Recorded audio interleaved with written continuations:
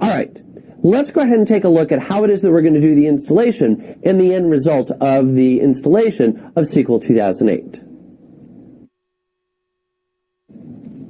Before I do my installation, I just want to highlight here that I did create a couple of real quick users specific for usage inside of our demo. You'll notice that I created a little account called SQL Server and another one called SQL Agent, one that's going to be the SQL Server, the other one that's going to be the SQL Agent. Now what I'm going to do is, I'm going to go ahead and do my installation and use those accounts. Now, those accounts were just simply created, and I actually removed them out of the users group so that there's no permissions at all that are applied with them. Now, you'll notice installation screen that I've got all sorts of different options, and I do want to highlight here just real quickly that there is an upgrade advisor. If you are going to be running an upgrade of any variety, even if you're going to be migrating the data over the location, you want to make sure that you do go through the upgrade advisor because there's quite a bit of good information that it can give to you. Now, what I'm going to do is I'm going to go to installation over here,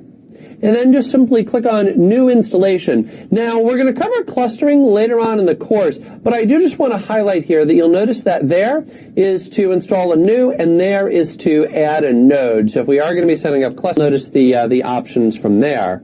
In my case, I'm going to create a brand new installation, so we'll just click on that.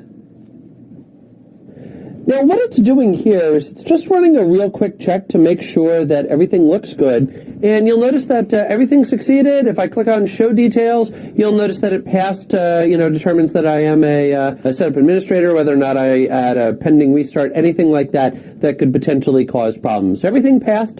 That looks good. I'm going to go ahead and click on OK.